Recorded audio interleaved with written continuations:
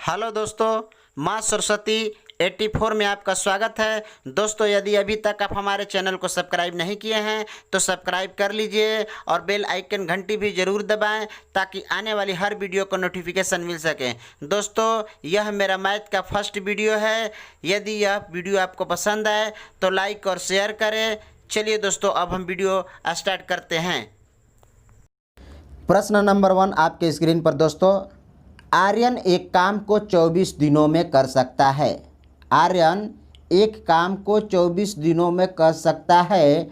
मोहन आर्यन से 50% अधिक तेज है।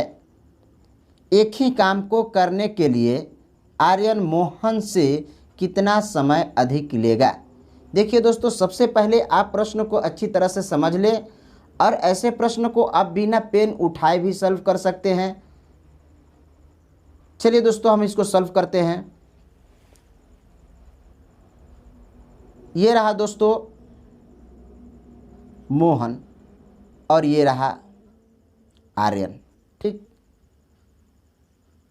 तो मोहन जो है आर्यन से 50% अधिक तेज है, यानी कि 50% अधिक तेज है।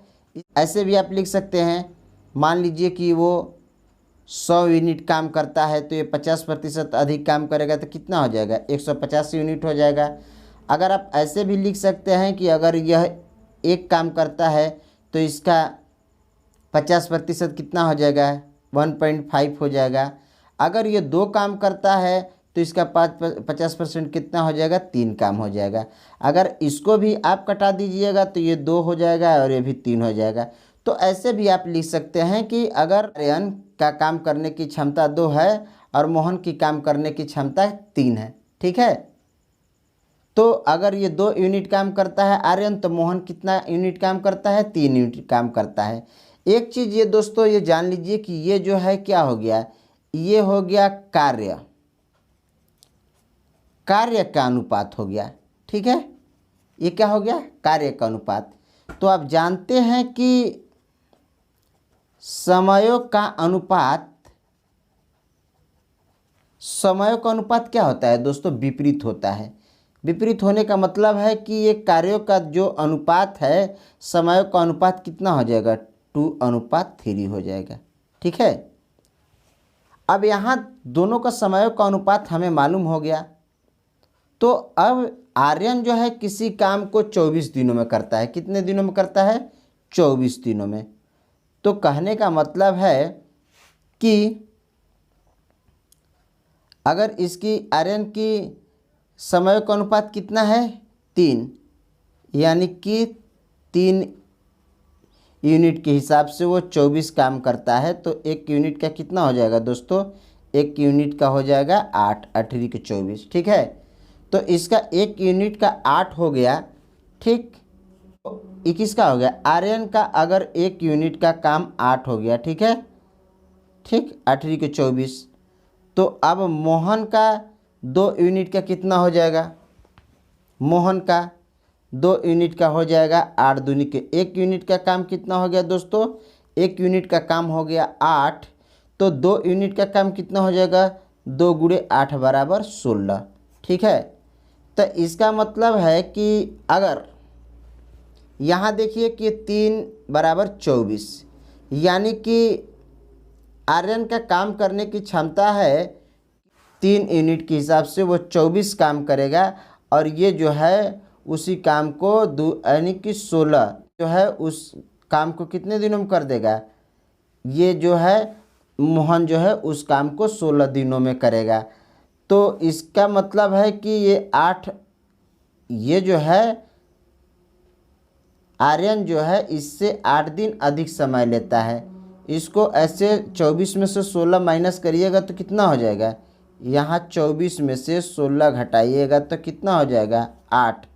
यानी कि ये जब 16 काम, ये जो कहने का मतलब है कि ये 24 दिन समय लगाता है और 16 दिन समय लगाता है, यानी कि ये जो है 8 दिन का समय क्या करता है, अधिक लगाता है।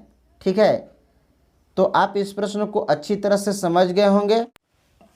प्रश्न नंबर 2 आपके स्क्रीन पर दोस्तों, बहुत ही अच्छी प्रश्न है।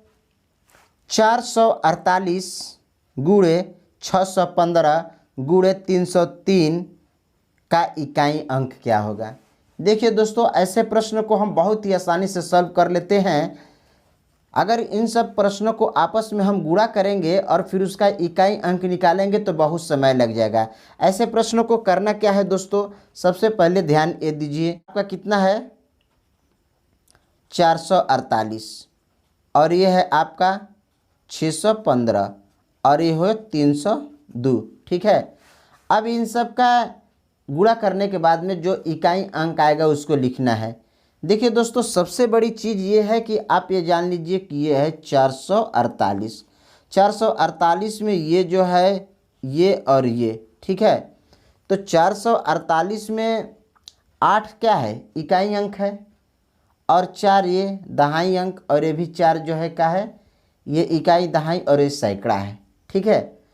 तो अब हमको करना क्या है कि इन तीनों के इकाई अंकों को आपस में मल्टीप्लाई कर देना है। कौन कौन है दोस्तों, ये देखिए, एक ठो है 8 और ये 5 और 2, इन सबको आपस में गुणा कर दीजिए।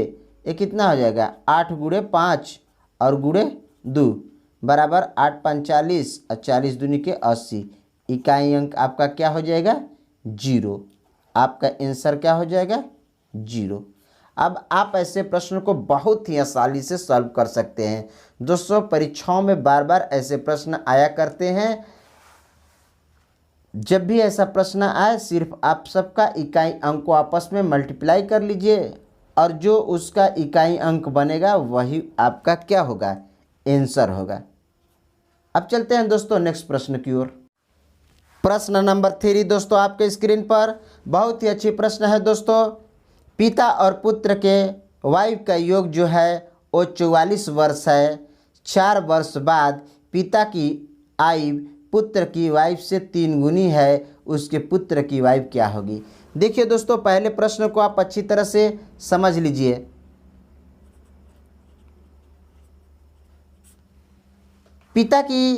पिता और पुत्र की वाइफ का योग 44 वर्ष है। 4 वर्ष बाद पिता की वाइफ पुत्र की वाइफ से 3 गुनी है, उसके पुत्र की वाइफ क्या है। देखिए दोस्तों, पुत्र की वाइफ निकालना है। ऐसे प्रश्न को हम बहुत ही आसानी से सॉल्व कर सकते हैं।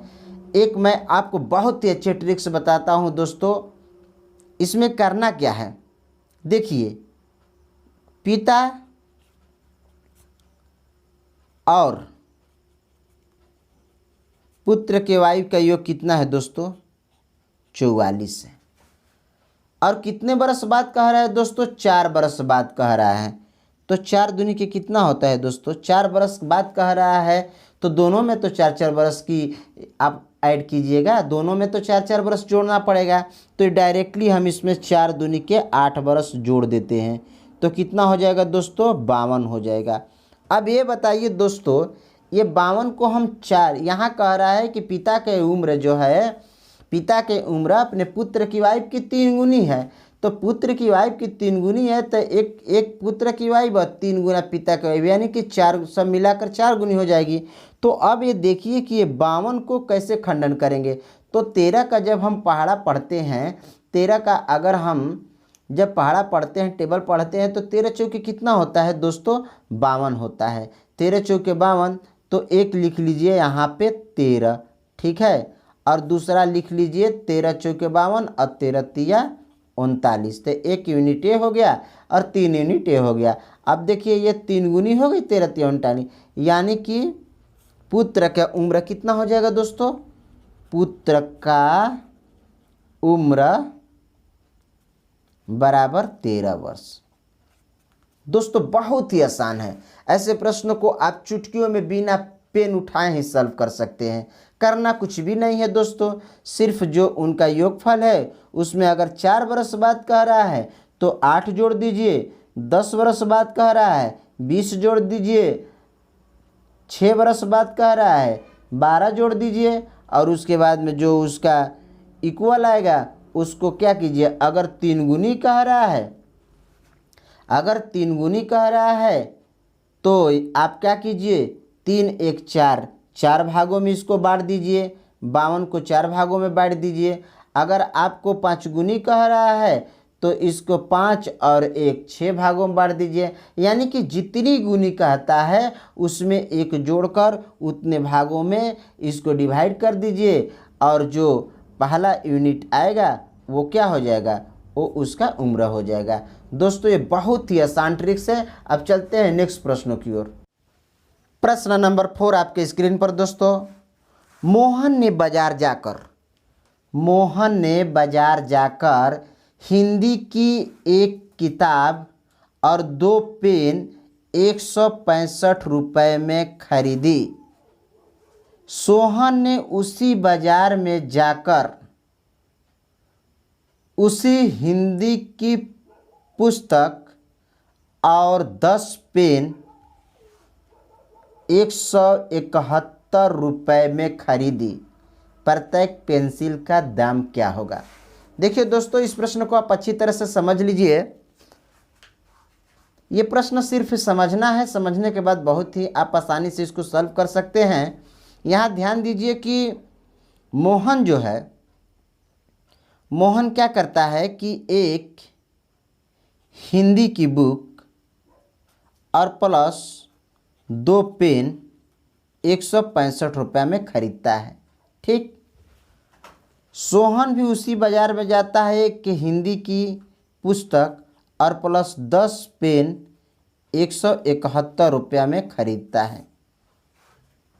तो प्रत्येक पेन की कीमत क्या होगी, प्रत्येक पेन की कीमत क्या होगी। देखिए दोस्तों, ऐसे प्रश्नों के यहाँ माइनस कीजिए, यहाँ माइनस कीजिए, ये क्या हो जाएगा, ये कट जाएगा, और ये -10 में से 2 घटेगा तो कितना बचेगा, -8p, और ये आपका घटेगा तो कितना हो जाएगा, -6, और ये माइनस माइनस कट जाएगा, इसीलिए एक पेन का कीमत कितना हो जाएगा, 6/8, एक कट जाएगा तो कितना हो जाएगा, 0.75 रुपये। ये रहा आपका आंसर। ठीक, आप इसको इस तरह से भी सॉल्व कर सकते हैं दोस्तों। जैसे कि कहने का मेरा मतलब है कि आपको करना क्या है, ऐसे जब भी प्रश्न आता है दोनों को माइनस कर लीजिए। 171 में से 165 घटा लीजिएगा तो कितना बच जाएगा दोस्तों, आपका 6 बच जाएगा। तो ये 6 बचा दोस्तों। तो यहाँ पे पहले 2 पेन था, इसने 8 पेन अधिक खरीदा, तो बस 6 में 8 से भाग दे दीजिए और आपका आंसर आ जाएगा 0.75। ठीक है, मुझे आशा है कि इस प्रश्न को आप अच्छी तरह से समझ गए होंगे।